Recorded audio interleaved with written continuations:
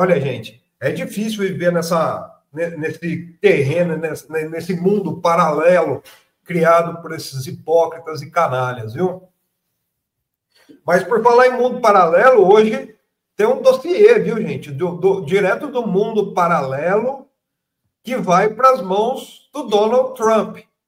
Pois é, né? Hoje, Eduardo Bolsonaro e Paulo Figueiredo estão em Washington, já viajaram para lá, para levar um dossiê, gente. Os arapongas dos Estados Unidos, lembrando muito o que acontecia durante a ditadura, né? O trabalho da SNI, né, do Serviço Nacional de Informação, o que era? Era abastecer a ditadura com mentiras, com informações distorcidas, que levou, inclusive, muitas pessoas à prisão, a serem assassinadas, e que depois era reportado tudo para o Departamento de Estado dos Estados Unidos. Dessa vez, agora eles eliminaram os militares, viu?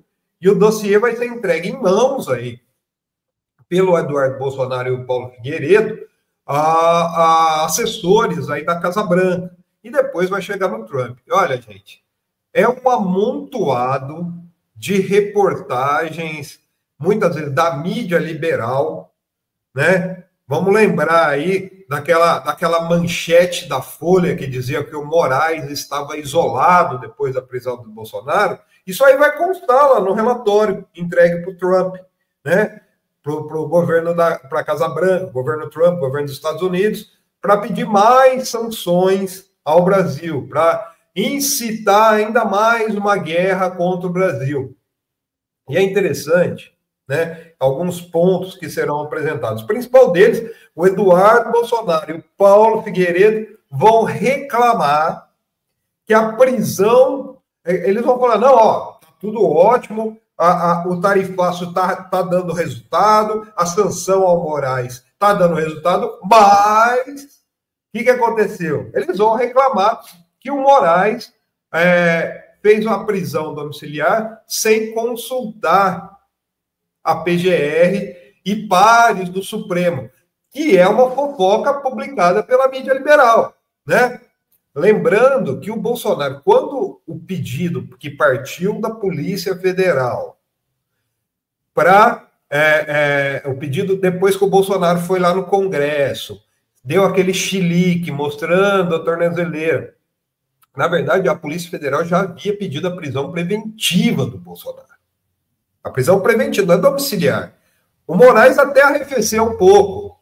Então, eles vão contar essa história lá no relatório, esse amontoado. E daí tem uma outra questão que é interessante, que eles vão falar sobre a repercussão no Congresso, vão falar do motim, né? Que, segundo eles, foi o resultado aí para colocar a anistia em pauta. Daí ele cita da onde saiu aquela mentira grotesca. Inclusive, vocês lembram daquele pedido de desculpas humilhante do Sóstenes Cavalcante, né, junto com um monte de bolsonaristas lá no plenário, falando, perdão, Hugo Mota, a gente divulgou que entraria em pauta a anistia, mas era uma mentira, né? Isso não foi negociado com o senhor.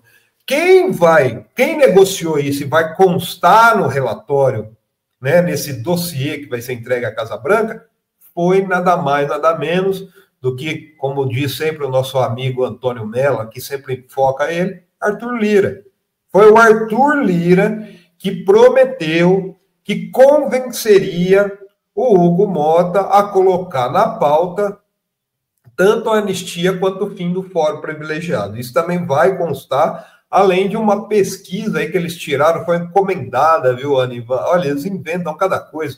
Uma pesquisa de um tal IBESP, eu vou pegar até o nome certinho aqui, que é uma pesquisa, Instituto do Planejamento Estratégico, IBESP, que ninguém nunca ouviu falar e serve só para enfatizar os dados da narrativa bolsonarista. Aliás, o pessoal lá do Medo e Delírio em Brasília usam uma expressão quando usam esses dados que eu acho muito bom, né? Que é o Instituto Tirei desse lugar mesmo que vocês estão imaginando, né? Então, eles têm um Instituto Tirei para dizer aí que a maioria da população, que na verdade, 42,6% da população seriam a favor aí das sanções contra Moraes. Mesmo nesse instituto, a maioria da população, 43,5%, apoiam, são contra as sanções contra Moraes. E olha que interessante o outro dado que vai ser apresentado, viu, Ana e Ivan?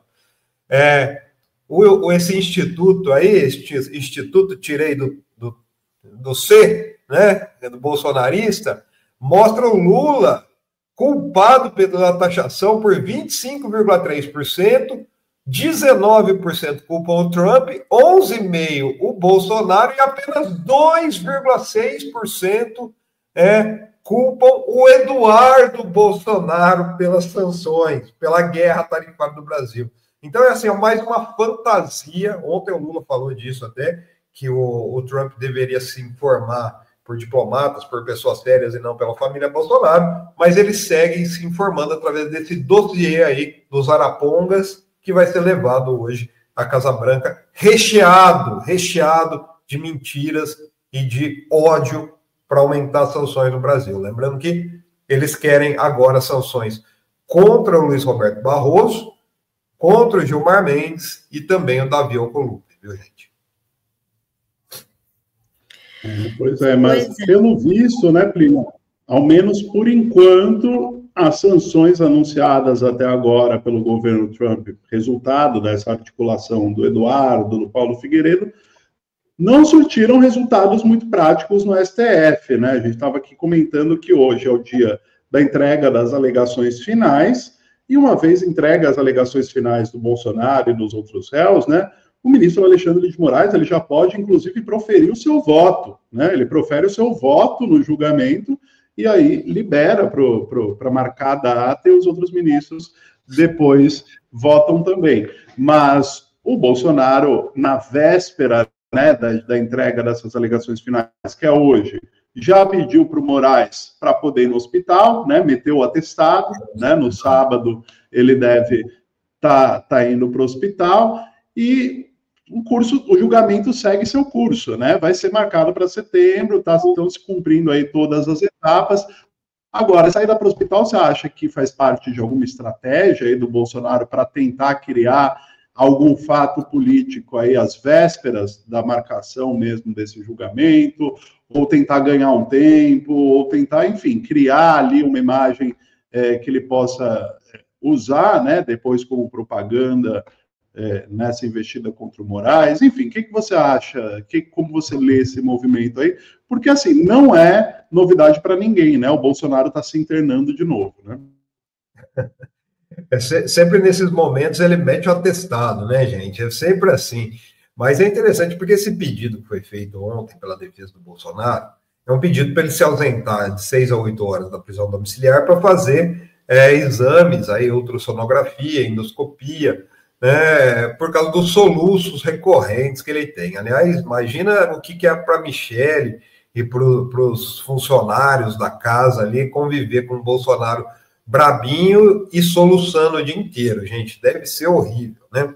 Mas ele, nesse pedido que foi apresentado ao Moraes pelos advogados aí do Bolsonaro, Celso Vilardi, né, principalmente Celso Vilardi, eles já sinalizam, viu, Ivan, a possibilidade de, dependendo dos resultados dos exames, ele precisar de um tempo maior para fazer outros exames, ou seja, uma internação.